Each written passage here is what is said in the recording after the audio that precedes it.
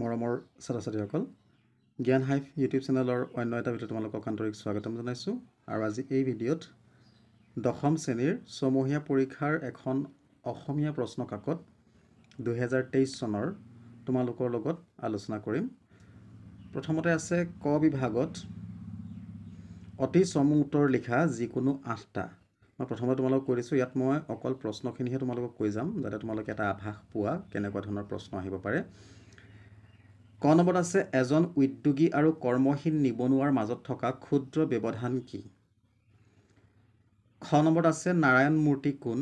গ নম্বৰত আছে সুকুমাৰ কলাৰ ভিতৰত কোনটো শিল্পক বেছি স্থায়ী বোলা হয়? পিছৰটো আছে www বা ৱেব কি? উঙত আছে কুঁৱলীয়ে প্ৰথমে কালৈ ইমেইল কৰিছিল? প্ৰথমছত আছে অৰুণিমা সিনহাৰ কোনবিধ খেলত বিশেষ দক্ষতা আছিল? তাৰ পাছতো আছে অৰুণিমা সিনহাই কিমান দিনত এভাৰেষ্টত পদাৰ্পণ কৰিছিল? পল আৰু পাহি কোন কোন শ্ৰেণীত পঢ়ে? নিগনা চিকাৰীৰ প্ৰকৃত নাম কি? আৰু শেষৰটো হৈছে the red river and blue hill কাৰ ৰচনা? এবাৰ আহিছোঁ 2 নম্বৰ প্ৰশ্নলৈ। চমু উত্তৰ লিখা যিকোনো 4টা, ইয়াত 2 মাৰ্ককৈ আছে। সফল উদ্যোগী হ'বলৈ কি কি গুণৰ প্ৰয়োজন? খ নম্বৰত আছে অজন্তাৰ ছবিবোৰত প্ৰকাশ পোৱা ভাৱ বস্তু দুটা কি কি? গ নম্বৰত আছে ভাইৰাছে কম্পিউটাৰ এটাৰ কেনেদৰে বিজুতি ঘটাব পাৰে? ঘ নম্বৰত আছে মাউণ্ট এভাৰেষ্টত অৰুণিমাই কেতিয়া পদাৰ্পণ কৰিছিল? তেওঁ তাত কিমান সময় ধৰি আছিল? আৰু উঙ নম্বৰত আছে লেডি কাৰ্জন কোন আছিল? তেওঁক কোনে প্ৰথম গড় দেখুৱাইছিল?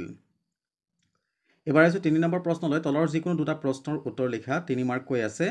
ইণ্টাৰনেটৰ অত্যাধিক ব্যৱহাৰে ছাত্ৰ ছাত্ৰীৰ জীৱনত কেনেধৰণৰ প্ৰভাৱ পেলাব পাৰে? পাঠটোৰ আধাৰত বুজাই লিখা।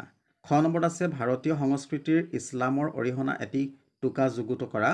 আৰু গ নম্বৰত আছে কাজিৰঙা ৰাষ্ট্ৰীয় উদ্যানত পল আফতাবহঁতে কি বিপদত পৰিছিল? এই বিপদৰ পৰা সিহঁতক কোনে উদ্ধাৰ কৰিছিল? 4 নম্বৰত আছে ছাৰ এজন উদ্যোগী হ'বৰ বাবে শিক্ষাগত অৰ্হতা কেনেধৰণৰ হ'ব লাগিব?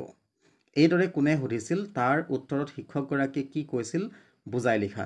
নাইবা একোগৰাকী ব্যক্তিয়ে নিজৰ প্ৰতিভাৰে জাতীয় জীৱনত জিলিকি উঠি আন সহস্ৰজনৰ বাবে আশা আৰু প্ৰেৰণা বতৰা কঢ়িয়াই আনে। কথাষাৰৰ যুক্তিযুক্ততা অৰুণিমা সিনহাৰ জীৱনৰ আধাৰত বুজাই লিখা। ইয়াত আছে 4 নম্বৰ। 5 নম্বৰ প্ৰশ্নটো আছে ভাৰতীয় সংস্কৃতি এক বিৰাট সমন্বয়ৰ বস্তু। কথাষাৰৰ যুক্তিযুক্ততা ভাৰতীয় সংস্কৃতি পাঠটোৰ আধাৰত বিচাৰ কৰা। ইয়াত 4 নম্বৰ আছে। 6 নম্বৰত আছে অতি চমু উত্তৰ লিখা যিকোনো 2টা।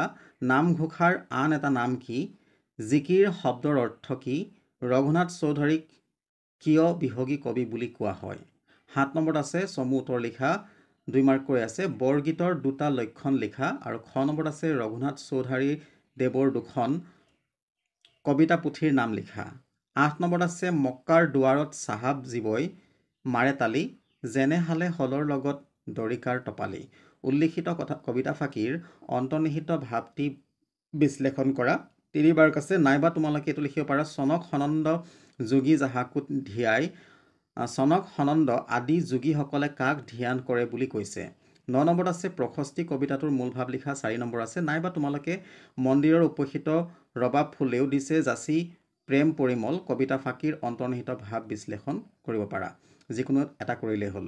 10 নম্বৰত আছে তলৰ যিকোনো 5টা প্ৰশ্নৰ নিৰ্দেশ অনুসাৰে উত্তৰ লিখা। 2 মাৰ্ককৈ 5টা কৰিব লাগে। 10 মাৰ্ক আছে ইয়াত।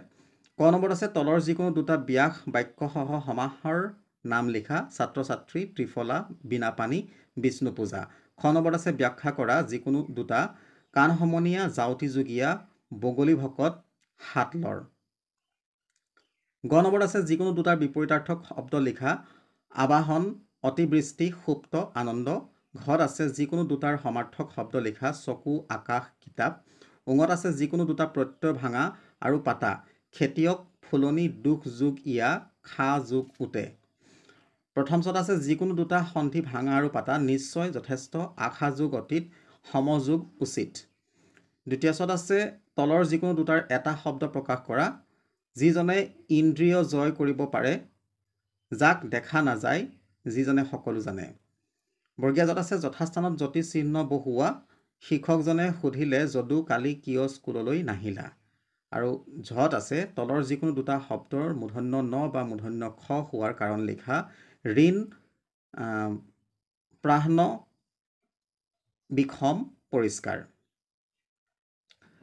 11 নম্বৰত আছে যিকোনো এটা প্ৰশ্নৰ উত্তৰ লিখা ভাৱ সম্প্ৰাসন কৰিব লাগে 4 মাৰ্ক আছে আপোন ভালে জগত ভাল খ নম্বৰত আছে বিদ্যালয়ৰ পুথিভঁৰালত অধিক কিতাপ যোগান ধৰিবলৈ জনাই তোমাৰ বিদ্যালয় প্ৰধানলৈ এখন আবেদন লিখা আৰু গ নম্বৰত আছে তোমাৰ অঞ্চলৰ ৰাস্তা ঘাটৰ শোচনীয় অৱস্থা বিষয়ে জনাই চৰকাৰৰ দৃষ্টি আকৰ্ষণ কৰিবলৈ স্থানীয় বাতৰি কাকতৰ সম্পাদকলৈ এখন প্ৰতিবেদন লিখা 12 নম্বৰত আছে তলত দিয়া যিকোনো এটা বিষয়ৰ ওপৰত এখন ৰচনা লিখা 8 মাৰ্ক আছে তোমাৰ জীৱনৰ লক্ষ্য খ নম্বৰত আছে তোমাৰ প্ৰিয় সাহিত্যিক আৰু গ নম্বৰত আছে পৰিৱেশ প্ৰদূষণ আৰু প্ৰতিকাৰ 13 নম্বৰত আছে বৈচিত্ৰ্যময় অসম নামৰ দ্ৰুত পাঠত সন্নিৱিষ্ট অসমৰ যিকোনো দুটা জনগোষ্ঠীৰ উৎসৱ পাৰ্বণৰ সম্পৰ্কে চমুকৈ লিখা ইয়াত 2-2কৈ 4 মাৰ্ক আছে আৰু 14 নম্বৰত আছে তোমাৰ দ্ৰুত পাঠত সন্নিৱিষ্ট অসম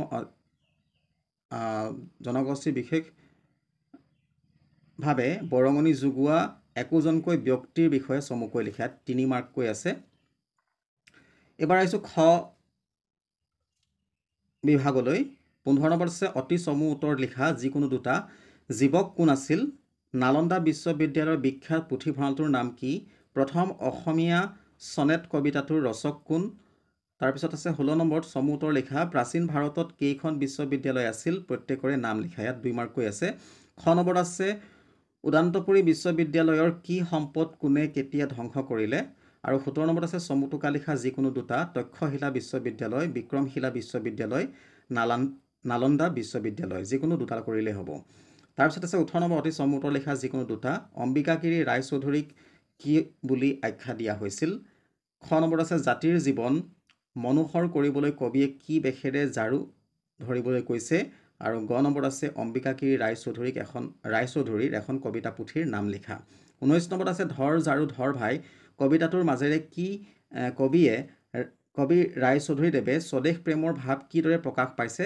লিখা 20 নম্বৰত আছে নহ'লে যি বিশ্বাসত নহ'ব তোৰ বহাৰ ঠাই তো বিশ্বসভাত এইটো মই ভুল কৈ গ'লোঁ নহ'লে যে বিশ্বসভাত হ'ব বিশ্বসভাত বহাৰ ঠাই পাবলৈ কবিয়ে কি কৰিবলৈ নিৰ্দেশ দিছে 21 নম্বৰত আছে তলৰ বাক্যটো শুদ্ধকৈ লিখা ৰাইজসকলৰ ওচৰত কৰজোৰে ক্ষমা বিচাৰিছোঁ 22 নম্বৰত আছে উপসৰ্গ ব্যৱহাৰ কৰি এটা শুদ্ধ বাক্য লিখা 1 নম্বৰ আছে 23 নম্বৰত আছে বাহিৰলৈ নাযাবা ডেছ খালী ঠাই উপযুক্ত অনুসৰ্গ বহুৱা 24 নম্বৰত আছে সমাৰ্থক শব্দ লিখা যিকোনো দুটা জিভা হাত আৰু অগ্নি 25 নম্বৰত আছে আধুনিক ৰূপ লিখা যিকোনো দুটা জাহাকু নাপাৱন্ত চুৰ ইয়াতো 2 মাৰ্ক আছে মৰমৰ ছাত্ৰ ছাত্ৰীসকল যদি ভিডিঅ চাই ভাল লাগিছে এটা লাইক কৰিবা আৰু বন্ধুসকলৰ মাজত তোমালোকৰ ভিডিঅ'টো শ্বেয়াৰ কৰি দিবা আৰু যদি চেনেলটো প্ৰথমবাৰৰ কাৰণে ভিজিট কৰিছা চেনেলটো ছাবস্ক্ৰাইব কৰি ৰাখিবা কাৰণ মই এনেকুৱা ধৰণৰ ভিডিঅ' তোমালোকৰ মাজলৈ